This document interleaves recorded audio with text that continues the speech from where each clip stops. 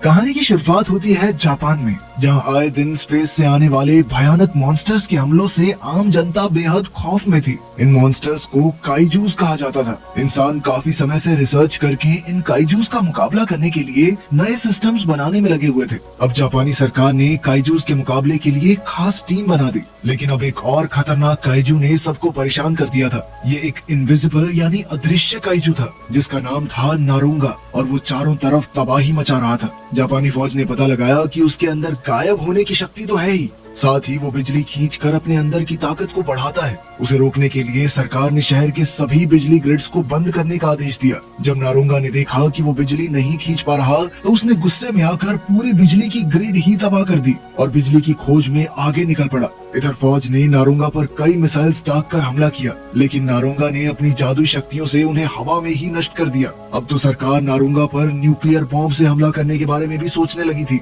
लेकिन इस हमले में लाखों आम लोग बिना किसी वजह मारे जाएंगे। फिर उन्होंने सोचा कि इस काइजू को बिजली से ही तो ताकत मिलती है, तो उन्होंने फैसला किया कि वो पूरे देश में तब तक बिजली बंद रखेंगे जब तक नारुंगा खुद ही परेशान होकर वहाँ से चला नहीं जाता। लेकिन प्राइम मिनिस्टर ने इसके लिए भी इजाजत नहीं दी। अब सबकी उम्मीद टूट चुकी थी, पर जल्द ही उन्हें आसमान से एक यूएफओ आता दिखाई दिया, जो तेजी से नारुंगा के इलाके की ओर बढ़ रहा था। उस दौरान हम कामानागा नाम के एक स्पेशल एजेंट को देखते हैं, जो एक छोटे बच्चे के पीछे दौड़कर उसे नारुंगा के हमले से बचाने की कोशिश कर रहा था। इधर फौज ने देखा कि उस यूएफओ से एक बड़ा सा रोबोट उतरा, जो इंसान के रूप में दिखाई दे रहा था, इसलिए उसे ह्यूमनॉइड नाम दिया गया। जब नारुंगा को ह्यूमनॉइड से खतरे का एहसास हुआ, तो उसने 5 लाख वॉट्स की बेहद खतरनाक बिजली के झटके से वार किया, लेकिन ह्यूमनॉइड पर इतने ताकतवर हमले का भी कोई असर नहीं हुआ, जिसे देखकर सब हैरान रह गए। जब नारुंगा को इसका एहसास हुआ, तो वो अचानक से गायब होकर वहाँ से भाग निकला। फिर ह्यूमनॉइड ने अपना हाथ उठाकर इशारा किया, जिससे उसके हाथ से जबरदस्त प्लाज्मा बीम निकली, जो सीधा नारुंगा को जा लगी और वो वहीं भस्म हो गया। इधर ऑफिसर्स ने देखा कि ह्यूमनॉइड ने उन्हें नारुंगा से बचाया था, तो उन्होंने उससे बात करने की कोशिश की, लेकिन उसी पल ह्यूमनॉइड तेजी से हवा में उड़कर गायब हो गया। खैर, इस घटना के कुछ दिन बाद एक नई लड़की स्पेशल साइंटिफिक रिसर्च टीम में शामिल हुई, और उसका नाम था असामी। वो ग्रुप के कैप्टन तामुरा और उसके बाकी साथियों से मिली। उस दिन कैप्टन तामुरा ने अपने बॉस को अंतरिक्ष से आए ह्यूमनॉइड की रिपोर्ट दी। हालांकि वो ये नहीं जानते थे कि वो था कौन और कहां से आया था, और टीम ने उसे अल्ट्रामैन का नाम दिया। खैर, जल्द ही उन्हें खबर मिली कि शहर में एक नए काइजू ने हमला कर दिया है, और वो सब मिलकर उसका सामना करने को तैयार हो गए। ये मॉन्स्टर जमीन के अंदर घुसकर आगे बढ़ रहा था, जिसके चलते चारों तरफ भयंकर भूकंप आ रहे थे। उधर साइंटिस्ट ने पता लगाया कि इस काइजू के शरीर से बहुत भारी मात्रा में रेडिएशन निकल रही है, और अगर इसने बाहर आकर धरती की सतह पर हमला किया तो आम लोगों को बहुत ज्यादा नुकसान होगा। स्पेशल टीम ने इस नए काइजू का नाम गबोरा रखा। अब सभी लोग मिलकर इसे मारने के तरीके ढूंढने लगे, ताकि इसकी रेडिएशन बाहर न फैल सके। इसके लिए उन्हें ऐसी मशीन्स का सहारा लेना होगा जो इस मॉन्स्टर को जमीन के अंदर ही मार डाले। जल्द ही टीम के 3 एयरप्लेन्स उस इलाके में पहुंचे और काइजू पर कई मिसाइल से हमला किया, लेकिन इससे उस पर कोई असर नहीं हुआ, बल्कि उसका गुस्सा और बढ़ गया। कुछ ही पलों में गबोरा जमीन से बाहर आ गया और सबने उसका भयानक रूप देखा। उसके चेहरे की जगह एक भारी भरकम ड्रिल लगी हुई थी, और इसी के जरिए वो जमीन खोदकर आगे बढ़ रहा था। जब स्पेशल टीम ने देखा, तो उन्होंने खुद लोकेशन पर जाकर गबोरा से जुड़ी जानकारी इकट्ठा करने का फैसला किया, मगर रास्ते में कामिनागा अपनी टीम से अलग रास्ते पर निकल गया। वो जंगल में तेजी से भागने लगा और उसने अपनी जेब से एक अजीबोगरीब डिवाइस निकाला, जिसका बटन दबाते ही अचानक अल्ट्रामैन सबके सामने आ गया, और वहाँ मौजूद सभी साइंटिस्ट हक्के बक्के रह गए। अल्ट्रामैन बिना समय गवाए उड़कर गबोरा के पास पहुंचा। इधर साइंटिस्ट आपस में बात कर रहे थे कि अल्ट्रामैन को गबोरा के सामने अपनी प्लाज्मा बीम शक्ति का इस्तेमाल नहीं करना चाहिए, वरना इतनी भयंकर रेडिएशन फैलेगी कि पूरे जापान में तबाही मच जाएगी। उधर अल्ट्रामैन गबोरा के सामने जाकर अचानक हवा में कूद गया, और उसने लगातार गुलाटियां मारते हुए सीधा गबोरा पर ऐसा जबरदस्त वार किया कि वो बहुत दूर जा गिरा। इस हमले से गबोरा गुस्से से भर गया और उसने अपनी ड्रिल मशीन की ताकत से अल्ट्रामैन पर पलटवार किया। उसने अल्ट्रामैन को नुकसान पहुंचाने की पूरी कोशिश की, मगर अल्ट्रामैन ने एक ही मुक्के में उसे दूर फेंक दिया। गबोरा को एहसास हुआ कि उसके ये वाले हमले काम नहीं करेंगे, तो उसने अल्ट्रामैन पर अपनी रेडिएशन बीम से हमला किया, लेकिन अल्ट्रामैन ने अपने चारों ओर एक सुरक्षा कवच बनाकर अपना बचाव किया, मगर जल्द ही उसने अपना सुरक्षा कवच भी हटा दिया, जिससे सारी रेडिएशन बीम सीधा अल्ट्रामैन के शरीर में समा गई। इससे उसके शरीर के लाल पुर्जे हरे होने लगे। इतनी भयंकर रेडिएशन बीम से हमला होने पर भी अल्ट्रामैन गबोरा की ओर आगे बढ़ रहा था। जैसे ही वो गबोरा के करीब पहुंचा, तो उसने गबोरा को ऐसा जोरदार मुक्का मारा कि गबोरा वहीं बेहोश होकर गिर गया। फिर अल्ट्रामैन उसे उठाकर हवा में उड़ गया और एक बार फिर अंतरिक्ष में गायब हो गया। इधर साइंटिस्ट की टीम अल्ट्रामैन की बहादुरी देखकर हक्की बक्की रह गई, मगर असामी ये सोचने में लगी हुई थी कि अल्ट्रामैन ये कैसे जानता था कि उसे गबोरा पर अपनी प्लाज्मा बीम से हमला नहीं करना। खैर कुछ दिन बाद हम देखते हैं कि अल्ट्रामैन पूरी दुनिया का हीरो बन चुका था, जो काइजूस का मुकाबला करके इंसानों की रक्षा करता था। मगर एक दिन अचानक स्पेशल टीम के सभी कंप्यूटर्स और डिवाइसेस बंद पड़ गए और उनका सारा डेटाबेस साफ हो गया। इसी दौरान एक रहस्यमयी क्रीचर टीम के सामने आया जिसका नाम था ज़ारा। उसने कहा कि वो दूसरे ग्रह से आया है और सभी उसे एलियन नंबर 2 भी कह सकते हैं। वो यहाँ पर सिर्फ बात करने आया था। दरअसल जब वो यहाँ आया तो उसके चारों तरफ एक शक्तिशाली इलेक्ट्रोमैग्नेटिक फील्ड पैदा हो गई, जिससे सभी इलेक्ट्रॉनिक डिवाइसेस बंद पड़ गए थे। खैर अब उसने अपने दिमाग की शक्ति से सभी कंप्यूटर्स और डिवाइसेस को फिर से चालू कर दिया।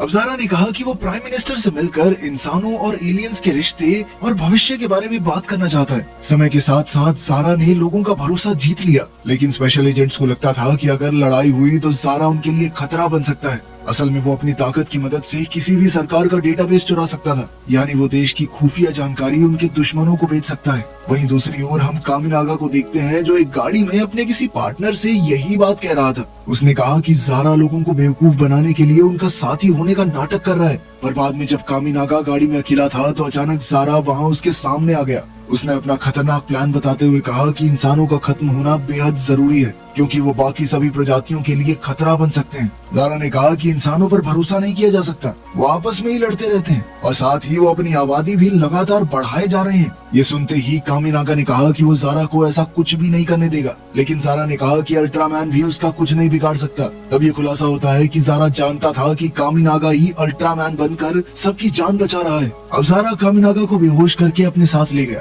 इस घटना को 3 दिन बीत चुके थे और सीक्रेट डिपार्टमेंट अभी भी कामिनागा की तलाश कर रहा था। एजेंट्स ने कुछ तस्वीरें और वीडियोस निकाली जिससे कामिनागा का पता लगाया जा सके, मगर इस दौरान उन्हें एक ऐसी वीडियो मिली जिससे सबके होश उड़ गए। इस वीडियो में कामिनागा ने एक डिवाइस का बटन दबाया, जिसके बाद वो अचानक अल्ट्रामैन में बदल गया। ये देखकर सबको पता चला कि कामिनागा ही असली अल्ट्रामैन है। उसी समय खबर आई कि अल्ट्रामैन एक शहर में घुसकर तोड़ फोड़ मचा रहा है। किसी को समझ नहीं आ रहा था कि आखिर वो इस तरह सबको नुकसान क्यों पहुंचा रहा था, जबकि पहले तो उसने ही काइजूस से इंसानों की जान बचाई थी। खैर अब सरकार का ये मानना था कि अल्ट्रामैन शुरुआत से ही इंसानों का रक्षक नहीं था। असल में सभी मिनिस्टर्स ज़ारा की दी हुई जानकारी पर ही विश्वास करते थे।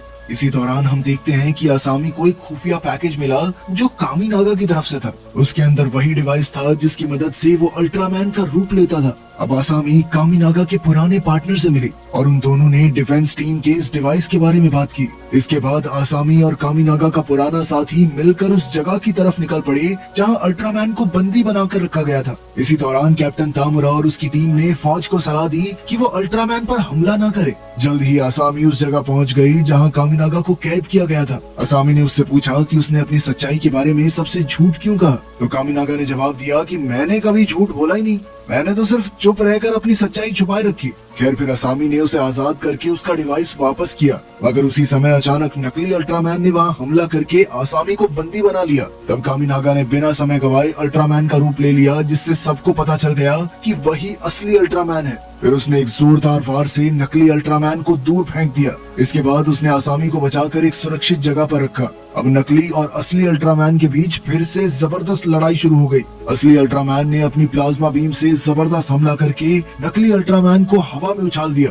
अब नकली अल्ट्रामैन अपने असली रूप में आ गया और तब ये खुलासा होता है कि ये कोई और नहीं बल्कि ज़ारा था। अब वो दोनों हवा में उड़कर एक दूसरे पर भयंकर वार कर रहे थे। अल्ट्रामैन ने अपनी शक्तिशाली प्लाज्मा बीम सीधा ज़ारा पर मारी और फिर उस पर एक एनर्जी डिस्क दाग दी, जिससे ज़ारा के शरीर के 2 टुकड़े हो गए और वो वहीं मारा गया। आखिरकार अपनी जीत के बाद अल्ट्रामैन उड़ गया और अब कोई नहीं जानता था कि वो कहाँ गया। खैर अगले दिन जापानी सरकार एजेंट कामिनागा के पीछे पड़ गई थी, क्योंकि अब उसकी असलियत पूरी दुनिया के सामने आ चुकी थी। मगर अल्ट्रामैन और आसामी दोनों ही गायब थे और कोई नहीं जानता था कि वो गए कहाँ। अब कई दिनों से उनकी खोजबीन जारी थी और फिर एक दिन अचानक स्पेशल डिफेंस टीम को खबर मिली कि आसामी को शहर के बीचों बीच देखा गया है। अब पूरी टीम मिलकर उसे बचाने पहुंची, मगर ये क्या, उन दोनों ने देखा कि आसामी 40 फीट लंबी हो चुकी थी। उन्होंने आसामी से बातचीत करने की कोशिश की, मगर जल्द ही उन्हें एहसास हो गया कि वो किसी के वश में है।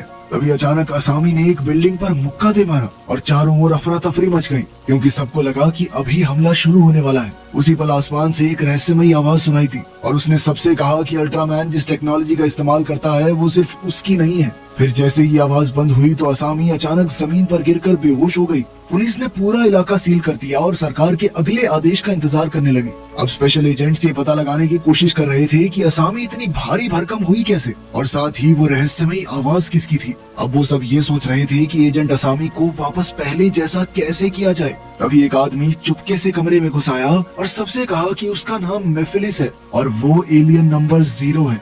उसने दावा किया कि वो अल्ट्रामैन के पीछे धरती पर आया है। मेफिलिस ने बताया कि पहले तुमने जो रहस्यमयी आवाज सुनी थी वो मेरी ही थी। अंत में उसने कहा कि वो इंसानों के साथ अच्छे रिश्ते बनाने की नीयत से आया है। अब वो एलियन सबको उस जगह पर ले गया जहां असामी अपने बड़े रूप में बेहोश पड़ी थी। अचानक उसने हवा में हाथ घुमाया और आसमान से एक डिवाइस नीचे आ गया। इसका नाम था बेटर बॉक्स। मेफिलिस ने बताया कि अल्ट्रामैन के पास भी ऐसा ही एक बेटर बॉक्स है, पर उसका साइज छोटा है। फिर मेफिलिस ने अपने हाथ से एक बटन दबाया, जिसके बाद असामी फिर से पहले जैसी हो गई। उस रात मेफिलिस ने जापानी लीडर्स से मीटिंग की और कहा कि वो इंसानों को इस्तेमाल करने के लिए कुछ बेटर बॉक्सेस देना चाहता है और इसके बदले में उसने सरकार में एक बड़े पद की मांग की। उसने कहा कि वो इंसानों के किसी कानून में दखलंदाजी नहीं करेगा, बल्कि वो तो एलियंस और इंसानों के बीच शक्ति और दोस्ती चाहता है। फिर अगले दिन हम देखते हैं कि असामी बेहद गुस्से में थी, क्योंकि जब वो अपने बड़े रूप में थी तो लोगों ने उसकी काफी गंदी गंदी तस्वीरें लेकर इंटरनेट पर फैला दी। उसने अपने साथियों से कहा कि वो मेफिलिस पर बहुत गुस्सा है, क्योंकि उसने असामी की इजाजत के बिना उसका रूप बदल दिया था। तभी उसके कंप्यूटर पर एक मैसेज आया और मेफिलिस ने अपने किए के लिए उससे माफी मांगी। फिर उसने अपनी शक्तियों की मदद से इंटरनेट पर मौजूद सारी बेकार फोटोज उड़ा दी। इसके बाद हम देखते हैं कि मेफिलिस कामिनागा से इंसानों के भविष्य के बारे में बात कर रहा था, लेकिन कामिनागा ने कहा कि इंसानों को बेटर बॉक्स देने का फैसला बहुत भारी पड़ सकता है, क्योंकि इससे इंसानों का विकास कम हो जाएगा। और इसी दौरान कुछ पुलिस वालों ने अल्ट्रामैन और मेफिलिस को इकट्ठे देख लिया, मगर इससे पहले वो कुछ करते मेफिलिस अपनी टेलीपोर्टेशन पावर से अल्ट्रामैन को लेकर गायब हो गया। फिर हम देखते हैं कि वो दोनों एक रेस्टोरेंट में बैठकर बातचीत कर रहे थे। मेफिलिस ने खुलासा किया कि उसने सरकार को बेटर बॉक्स देने की डील कर ली है, ताकि कुछ ही समय में इंसान बायोलॉजिकल वेपन्स बन जाए और फिर मेफिलिस उन पर काबू कर सके। ये सुनने के बाद कामिनागा ने असामी को फोन किया और उसे एक सुरक्षित जगह पर मिलने बुलाया। कुछ ही घंटों में पूरी special defence team train station पर इकट्ठा हुई तो कामिनागा ने सबसे माफी मांगी। फिर उसने सबसे मदद मांगी ताकि मेफिलिस को अपने प्लान को अंजाम देने से रोका जा सके। लेकिन फिर कामिनागा कहने लगा कि ये बेटर बॉक्सेस इस दुनिया में नहीं बल्कि अंतरिक्ष के अलग डायमेंशंस में मौजूद हैं। तब उसके साथियों ने कहा कि जो इंसान बेटर बॉक्स का इस्तेमाल कर चुका है उसके जरिए वहाँ पहुँचा जा सकता है। ऐसा सिर्फ एक ही इंसान था और वो थी असामी। अब अल्ट्रामैन ने असामी के करीब जाकर उसे सूंघा और इसके जरिए उस जगह का पता लगाया जहाँ बेटर बॉक्सेस को रखा गया था। वहीं अगले दिन मेफिलिस ने जापानी सरकार के साथ कॉन्ट्रैक्ट साइन कर लिया। जैसे ही उसका प्लान सफल हुआ तो उसने इंसानों को बेटर बॉक्स देने के लिए निकाला, मगर उसी समय अचानक अल्ट्रामैन ने वहां आकर बेटर बॉक्स उठा लिया और एयरप्लेन में मौजूद अपने साथियों को दे दिया। ये देखकर मेफिलिस ने मिनिस्टर को भरोसा दिलाया कि वो डील पूरी करने के लिए बेटर बॉक्स वापस लाएगा। अब वो अपने असली एलियन रूप में आ गया और फिर अपना डिवाइस एक्टिवेट किया और एक बड़े से मॉन्स्टर में तब्दील हो गया। जल्द ही पास ही के एक इलेक्ट्रिक स्टेशन में अल्ट्रामैन और मेफिलिस के बीच घमासान युद्ध शुरू हो गया। अल्ट्रामैन और मेफिलिस दोनों एक दूसरे पर लगातार वार कर रहे थे। फिर अल्ट्रामैन ने मेफिलिस पर अपनी एनर्जी डिस्क से हमला कर दिया, मगर मेफिलिस पर इसका कोई असर नहीं हुआ। इसके बाद उन दोनों एलियंस ने अपनी प्लाज्मा बीम्स से हमला किया, जिनके आपस में टकराते ही वहाँ जबरदस्त धमाका हुआ। लेकिन मेफिलिस की प्लाज्मा बीम ज्यादा ताकतवर साबित हुई। उसे लगा कि वो जीतने ही वाला है, इसलिए वो अल्ट्रामैन का खात्मा करने के लिए उसकी ओर बढ़ता जा रहा था। लेकिन जल्द ही उसने देखा कि वहाँ एक और एलियन मौजूद था। उसे देखते ही मेफिलिस ने तुरंत अल्ट्रामैन से हार मान ली। उसने अपना बेटर बॉक्स उठाया और तुरंत धरती से बाहर चला गया। अंत में हम वही जंगल देखते हैं जहाँ नरुंगा का हमला हुआ था। कामिनागा वहाँ आया और अपने ही शरीर के पास जा पहुँचा। तब ये खुलासा होता है कि उस दिन कामिनागा उस बच्चे को बचाते हुए मर गया था और तभी से अल्ट्रामैन कामिनागा बनकर इंसानों के बीच रहने लगा। उसका असली नाम था लिपाया। तभी जंगल के पेड़ों के बीच एक और रहस्यमयी एलियन दिखाई दिया। ये वही एलियन था जिसे देखते ही मेफिलिस धरती छोड़कर भाग गया था। इसका नाम जाफी था और वो धरती पर इसलिए आया था क्योंकि लिपाया एक इंसान का भेष बनाकर धरती पर रह रहा था और इस तरह उसने एलियंस के बनाए कानून को तोड़ा था। अब इंसानों को बेटर बॉक्स के बारे में भी पता चल गया था और अब वो ये समझ चुके थे कि उनकी साइंस कितनी पीछे है, तो अब वो तरक्की पर ध्यान देकर उनकी ही तरह एडवांस हो जाएंगे। लेकिन जाफी ने सोच लिया था कि वो इंसानों को अपने जितना समझदार बनने से पहले ही धरती को खत्म कर देगा। फिर जाफी ने पूरी धरती को तबाह करने के लिए ज़ेडॉन नाम का सबसे भयंकर हथियार हवा में छोड़ दिया। इस डिवाइस में से एक खतरनाक ऊर्जा निकलेगी जो पूरी धरती को ढककर उसे नष्ट कर देगी। जैसे ही ज़ेडॉन आसमान में पहुंचा तो सभी इंसान उसे देख पा रहे थे, मगर सरकार ने किसी को ये नहीं बताया कि ये है क्या। उधर कामिनागा ने जाफी से कहा कि वो धरती और इंसानों की रक्षा के लिए आखिर तक लड़ेगा। फिर वो तुरंत अपनी स्पेशल टीम के पास पहुंचा और कहा कि ज़ेडॉन इतना ताकतवर हथियार है कि उससे सिर्फ धरती तो क्या पूरी गैलेक्सी तबाह हो सकती है। ये सुनकर उसके साथियों ने कहा कि सिर्फ वो यानी अल्ट्रामैन ही ज़ेडॉन से धरती को बचा सकता है। कामिनागा के कैप्टन और असामी ने उसकी हिम्मत बढ़ाई ताकि वो अपनी जिंदगी के सबसे मुश्किल मिशन पर जा सके। आखिरकार कामिनागा ने अल्ट्रामैन का रूप ले लिया और वो अंतरिक्ष की तरफ निकल पड़ा। जैसे ही वो ज़ेडॉन के करीब पहुंचा तो उसने अपनी पूरी ताकत लगाकर प्लाज्मा बीम से हमला किया, मगर इससे कोई भी फर्क नहीं पड़ा। फिर अल्ट्रामैन ने अपनी एनर्जी डिस्क निकालकर ज़ेडॉन पर चलाई, पर उससे भी कोई फर्क नहीं पड़ा। अब इन हमलों के बाद ज़ेडॉन का डिफेंस सिस्टम एक्टिवेट हो गया, जिससे उसने अल्ट्रामैन पर भयानक हमले शुरू कर दिए। अल्ट्रामैन इतने खतरनाक वार के सामने नहीं टिक सका और वो जख्मी होकर वापस धरती पर जा गिरा। अब जापानी सरकार को खबर मिली कि अल्ट्रामैन भी ज़ेडॉन को नष्ट नहीं कर पाया, तो सबको लगने लगा कि अब धरती का खात्मा होने ही वाला है। इसी तरह कुछ दिन बीत गए और वहाँ हॉस्पिटल में कामिनागा का इलाज चल रहा था। वहीं आम लोग आराम से जिंदगी जी रहे थे, क्योंकि वो ये नहीं जानते थे कि धरती के आसपास कितना बड़ा खतरा मंडरा रहा है। टीम के बाकी लोग मिलकर ज़ेडॉन को नष्ट करने का तरीका ढूंढने लगे। तभी फुनी बेरी को याद आया कि अंतरिक्ष में जाने से पहले कामिनागा एक फ्लैश ड्राइव छोड़कर गया था। इस ड्राइव में उन दोनों को बेटा पावर और उसके इस्तेमाल के बारे में पूरी जानकारी मिली, तो उन दोनों ने मिलकर बेटा पावर की मदद से ज़ेडॉन में धमाका करने का प्लान बनाया। कुछ समय बाद कामिनागा की आंख खुली तो उसके साथियों ने उसे धरती को बचाने का पूरा प्लान बताया। अब उसके ट्रांसफॉर्मेशन डिवाइस में बेटा पावर आ चुकी थी और उसके जरिए वो दो कॉस्मिक एनर्जीज को आपस में टकरवा कर उनका असर खत्म कर सकते हैं। मगर ये मिशन बहुत जोखिम भरा था, क्योंकि उस धमाके के दौरान ये संभावना थी कि अल्ट्रामैन यूनिवर्स के किसी और डायमेंशन में खो सकता है। फिर कामिनागा ने इस मिशन को अंजाम देने का फैसला किया और इंसानियत को बचाने के लिए ज़ेडॉन की ओर निकल पड़ा। फिर ज़ेडॉन में धमाका होने से कुछ ही पलों पहले अल्ट्रामैन ने उस पर कॉस्मिक एनर्जी से वार कर दिया, जिससे दोनों कॉस्मिक एनर्जीज आपस में टकरा गई। ये धमाका इतना खतरनाक था कि आपस में टकराने से दोनों एनर्जीज की शक्ति खत्म हो गई। मगर इस जबरदस्त धमाके से अंतरिक्ष में एक ब्लैक होल बन गया और अल्ट्रामैन उसमें गिरकर एक और डायमेंशन में पहुंच गया। इस दुनिया में अल्ट्रामैन ने जाफी से धरती पर अपने अनुभव के बारे में बात की। जाफी इंसानों की सूझबूझ और टेक्नोलॉजी से काफी प्रभावित था और इसलिए आखिरकार उसने धरती को नष्ट ना करने का फैसला किया। अंत में लिपाया ने जाफी से एक आखिरी चीज मांगी। उसने कहा कि वो खुद को कुर्बान करना चाहता है ताकि धरती पर कामिनागा वापस जिंदा हो जाए। जाफी ने उसकी बात मान ली और उसने एक डिवाइस के जरिए कामिनागा के शरीर को अल्ट्रामैन से अलग कर दिया। उस दिन धरती पर कामिनागा जाग उठा, जिसे देखकर उसकी टीम बहुत खुश थी, क्योंकि आखिर में उसने धरती को खात्मे से बचा ही लिया। वीडियो पसंद आई तो लाइक कर देना, चैनल को सब्सक्राइब कर लेना। मिलते हैं अगली वीडियो में।